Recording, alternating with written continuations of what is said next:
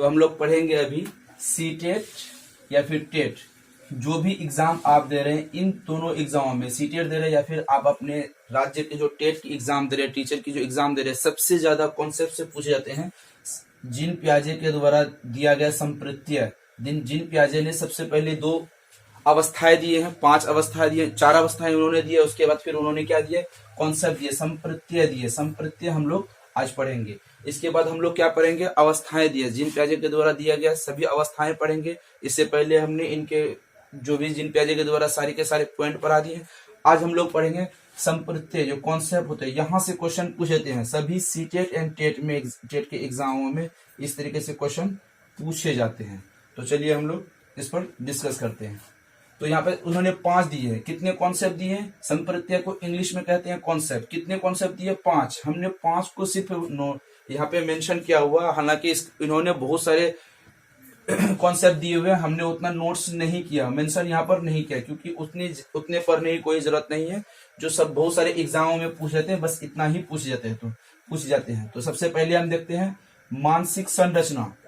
Gene पियाजे ने concept दिए या फिर अवस्थाएं दिए। जीन पियाजे ने सबसे पहले क्या कहा, अपनी परिभाषा में उन्होंने क्या कहा? जीन पियाजे ने कहा कि बच्चे के मानसिक संरचना का विकास करने के लिए, शारीरिक संरचना का विकास करने के लिए जीन पियाजे ने बिल्कुल भी इस पर एफर्ट नहीं डाला। उन्होंने कहा कि सिर्फ बच्चों के मानसिक संरचना का विकास होनी चाहिए, शारीरिक संरचना अपने आप हो जाती है। लेकिन लेव वाइगोत्स्की का क्या कहना था, सबसे पहले बच्चे सामाजिक सांस्कृतिक आधार पर बच्चे में विकास होगा, तभी उसके बाद अधिगम होगा। लेकिन ऐसा जीन पियाजे नहीं मानते हैं। तो जीन पियाजे क्या मानते हैं, बच्चे में कौन सा विकास होगा? मानसिक संरचना का विकास होगा, बौद्धिक संरचना का विकास होगा। इस आधार पे उन्होंने 5 संप्रत्यय दिए, जो कॉन्सेप्ट दिए हैं। 5 हमने इसमें मेंशन किए हैं, बहुत सारे हैं, लेकिन हमने इसमें सिर्फ 5 किए हैं। तो चलिए इस पे आधार पे हम इसको टोटल डील करते हैं। तो यहाँ सबसे पहला हमने लिया है मानसिक संरचना। मानसिक संरचना को बौद्धिक संरचना भी कहते हैं। सबसे पहले इसका स्क्रीनशॉट आप लोग ले लीजिए, क्योंकि बाद में फिर दिक्कत हो जाती है। तो चलिए इसको देते हैं मानसिक संरचना या बौद्धिक संरचना। क्या होता है, इसको इंग्लिश में याद करेंगे, मेंटल स्ट्रक्चर पढ़ेंगे, क्योंकि यहाँ पर आप देख सकते हैं मानसिक संरचना है और बौद्धिक संरचना है। कहीं कहीं इनको बहुत सारे नामों से जानते हैं, अलग अलग एग्जामों में बहुत सारे नामों से इनको पुकारा जाता है, कहा जाता है, क्वेश्चन बनते हैं, पर इसका इंग्लिश जो पैटर्न होते हैं, इंग्लिश नहीं बदलता है। इसको बौद्धिक संरचना, मानसिक संरचना को इंग्लिश में क्या कहते हैं, मेंटल स्ट्रक्चर। आपको इसमें मेंटल स्ट्रक्चर ही ज्यादा याद रखना, क्योंकि फिर हो सकता है नेक्स्ट एग्जाम में उन्होंने अपना नाम बदल दिया, तो यहाँ पे दिक्कत हो जाती है। तो सबसे पहले क्या है, मानसिक संरचना किसे कहते हैं इसको पढ़ लेते हैं। जो कार्य बच्चा जन्म के बाद देखता है, बच्चा जो जन्म के बाद जो देखता है, सुनता है, सीखता है या समझता है, उससे उसकी मानसिक संरचना का विकास होता है। जब बच्चा जन्म के बाद कोई चीज देखता है, सुनता है, समझता है, अपनी सोच समझ का विकास करता है, उसके आधार पर बच्चे के मानसिक संरचना का विकास होता है। इसीलिए उन्होंने फर्स्ट में कहा बच्चे का मानसिक संरचना होता है। तो मेंटल स्ट्रक्चर का क्लियर हो गया कॉन्सेप्ट। चलिए अब आते हैं नोट। यहाँ पे हम एक नोट को मेंशन किए हैं, इसको पूर्व ज्ञान भी कहा जाता है। कभी कभी इसको इस तरीके से क्वेश्चन पूछे जाते हैं कि मानसिक संरचना को कौन सा कहा जाता है। तो यहाँ पर पूछ दिया गया है बच्चे को, इसको पूर्व ज्ञान भी कहा जाता है। किसको? मानसिक संरचना को पूर्व ज्ञान भी कहा जाता है। चलिए हमने दूसरा लिया यहाँ पर अनुकूलन। अनुकूलन को इंग्लिश, फिर मैंने कहा बहुत सारे नामों से इसको जानते हैं, लेकिन यहाँ पे एडॉप्टेशन, इसका इंग्लिश क्या होगा? अडॉप्टेशन। अडॉप्टेशन क्या है यहाँ पर देख लेते हैं। वातावरण के साथ अपने आप को ढालना अनुकूलन कहलाता है। किसके साथ? वातावरण के साथ अपने आप को ढालना अनुकूलन कहलाता है। कहीं पर अगर हम हिंदी बात कर रहे हैं तो फिर इंग्लिश मीडियम में जाएंगे तो वहां पर अपने आप को हम हिंदी में नहीं बात कर सकते। इस आधार पे वहां पर जाने के बाद हमें इंग्लिश ही बोलना पड़ेगा। इस आधार पे हम कह सकते हैं वातावरण के साथ। वातावरण किसे कहते हैं, हमने पहले भी इसके बारे में डिस्कस कर लिया। जिस भी माहौल और परिवेश में आप रहते हैं उसको कहते हैं वातावरण। वातावरण के साथ अपनी लैंग्वेज, अपनी शारीरिक एक्टिविटीज, अपनी बौद्धिक एक्टिविटीज, जितने भी सारी क्रिया सारे के सारे उसको बदल लेना, उसे क्या कहते हैं? उसके अनुसार। अगर कहीं पर दूसरी लैंग्वेज बोली जाती है तो वहां पे उस आधार पे हम वहां पे वैसी ही लैंग्वेज बोलेंगे, वहां पे वैसी ही बॉडी लैंग्वेज करेंगे, वहां पर वैसे ही हम उसी आधार पे हम उसी के पैटर्न के आधार पर हम कपड़े पहनेंगे, तो उसको कहते हैं वातावरण के साथ अपने आप को डालना, उसे अनुकूलन कहता है, यानी कि अडॉप्टेशन कहता है। ठीक है, ये कॉन्सेप्ट क्लियर हो गया। इनकी 2 अवस्थाएं होती है, इनके 2 उप अवस्थाएं, इनको 2 भागों में बांटा गया है। इसको किन किन भागों में बांटा गया? 2 भागों में। तो चलिए क्या क्या दे सकते हैं?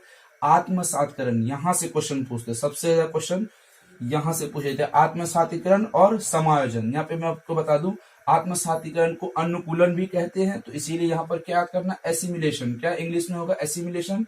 एसिमिलेशन किसे कहते हैं? पूर्व ज्ञान को नए ज्ञान के साथ जोड़ना आत्मसातीकरण कहलाता है, या फिर एसिमिलेशन कहलाता है। पूर्व ज्ञान जो भी आपके पास है, जैसे कि आपने प्राइमरी लेवल पे पढ़ी, उसके आधार पे आप अपर प्राइमरी जा रहे, तो वहां पर उस आधार पे आप नई चीजें सीख रहे हैं। पूर्व ज्ञान को नए ज्ञान के साथ जोड़ना, आप सबसे पहले प्राइमरी लेवल पर पढ़ रहे हैं, वहां पे आपको जो ज्ञान है उसी आधार पे, उसी डिग्री के आधार पे आपको अपर प्राइमरी एडमिशन मिलेगी। पूर्व ज्ञान को नए ज्ञान के साथ जोड़ना, तभी आप वहां पर पढ़ पाएंगे। वरना अगर आप जाके प्राइमरी लेवल के स्टूडेंट होकर अपर प्राइमरी में पढ़ेंगे तो आपको बिल्कुल भी ना पढ़ पाएंगे, ना ही आपकी एडमिशन हो पाएगी। तो इसी आधार पे कह सकते हैं आत्मसातीकरण किसे कहते हैं। सबसे इंपॉर्टेंट पार्ट याद रखना, पूर्व ज्ञान जो हमारे पिछले वाले ज्ञान था, जो हमारे पास बुद्धि थी, उसको नए ज्ञान के साथ हम लोग सिर्फ जोड़ना कहलाते हैं। उसे क्या कहते हैं? एसिमिलेशन कहलाते हैं। कॉन्सेप्ट क्लियर हो गया? आते हैं दूसरी उपक्रियाओं पर। यहाँ पर है समायोजन, समाविष्टीकरण, इसको तालमेल कहते हैं, तालमेल भी कहा जाता है, इसको परिवर्तन भी कहा जाता है। तो इसको कैसे याद रखते हैं? अकोमोडेशन याद करेंगे इंग्लिश में हम लोग। उपक्रिया 2 क्या है? एसिमिलेशन क्रिया है, दूसरी क्या है? अकोमोडेशन। 2 चीजें हैं। अकोमोडेशन हम लोग याद करेंगे। अकोमोडेशन में क्या कहते हैं? पूर्व ज्ञान को परिवर्तन करके वातावरण के साथ तालमेल बिठाना समायोजन कहते हैं। पूर्व ज्ञान को यहाँ पर चेंज करना, अकोमोडेशन में हम क्या कर सकते हैं? चेंज कर लेना। ठीक है, जैसे हम लोग अपर प्राइमरी में पढ़ा, उसके बाद फिर हायर एजुकेशन में पढ़ा, हायर एजुकेशन में जाके हम अपनी बिहेव प्राइमरी लेवल के आधार पे करेंगे तो वहां बिल्कुल भी नहीं चलने वाली है। हायर एजुकेशन में क्या होती है?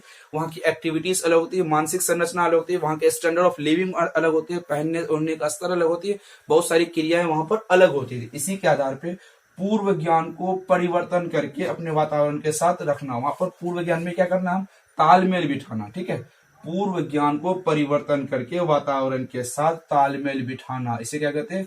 अकोमोडेशन कहते हैं। अकोमोडेशन एक हिसाब से कहा जाए तो अनुकूलन का ही एक रूप है। जैसे कि हमने पहले भी कहा, अनुकूलन के 2 उपक्रिया हैं, तो अनुकूलन के अगर 2 उपक्रिया हैं तो यहाँ पर अनुकूलन के आधार पे ही अकोमोडेशन होगा, एसिमिलेशन, तीनों चीजें एक ही साथ होगा। अडोप्टेशन के 2 उपक्रिया है, 2 सबस्टेजेस है। यहाँ पे देख लीजिए आप, अकोमोडेशन है।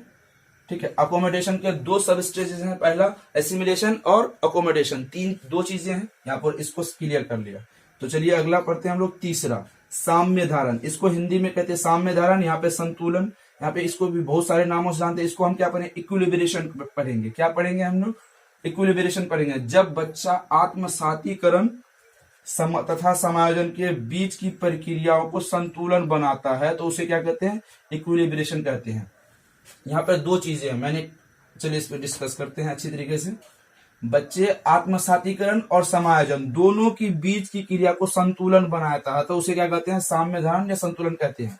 यहाँ पर हमने पढ़ा आत्मसातीकरण और समायोजन, यहाँ पर है आत्मसातीकरण और समायोजन दोनों के बीच को संतुलन बनाना, बैलेंस करना इनका काम है। किसका काम है? इक्विलिब्रेशन के काम है। इक्विलिब्रेशन का मतलब है इक्वल, इक्वल मीन्स बराबर। यहाँ पे जो बराबर क्या कर रहा है? आत्मसातीकरण और समायोजन दोनों के बीच के जो तालमेल बिठाना, दोनों को बराबर करना, उसे तालमेल बिठाने के साथ संतुलन कायम करना, दोनों चीजें करना, उसे क्या कहते हैं? इक्विलिब्रेशन कहते हैं। ठीक है, ये कॉन्सेप्ट क्लियर हो गया।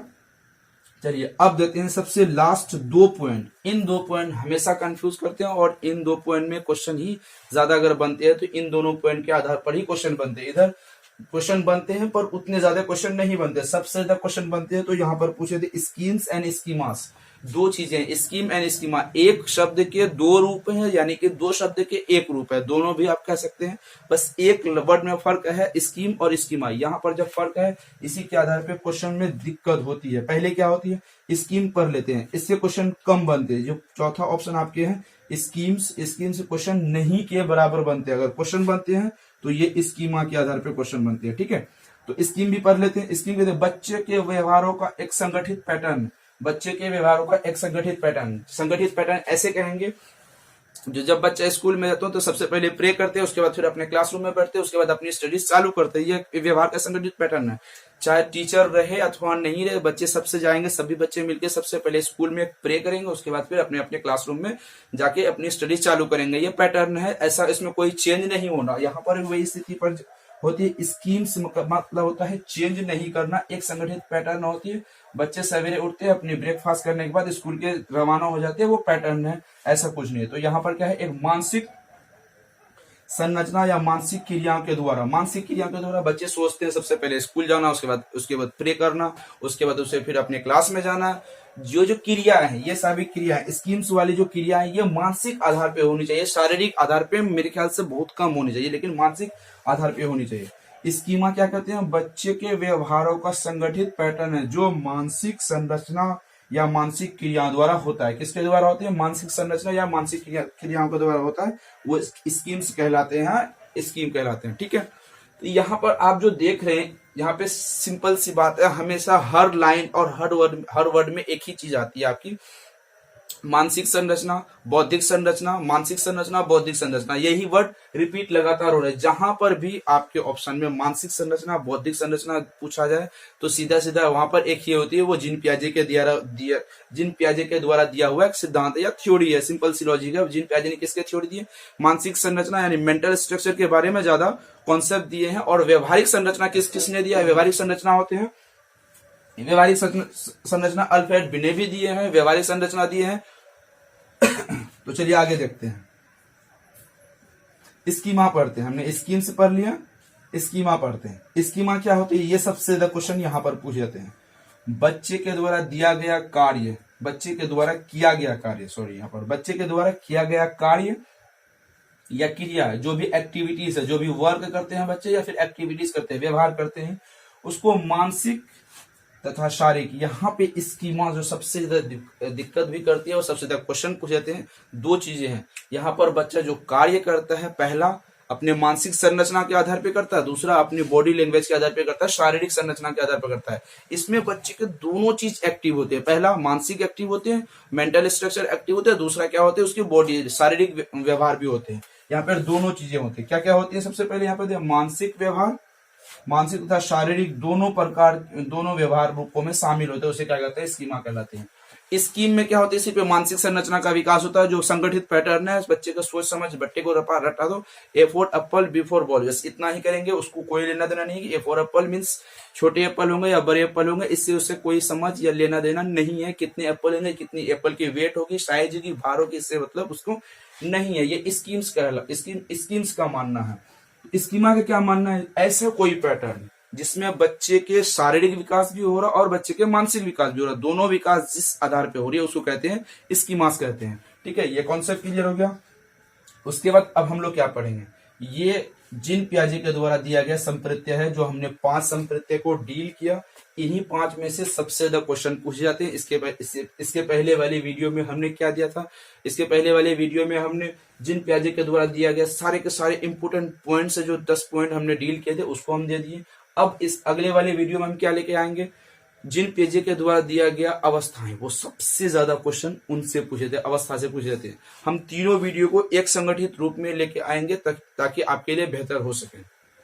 तो अब हम पढ़ेंगे जीन पियाजे के द्वारा गया स्टेजेस, अवस्थाएं पढ़ेंगे।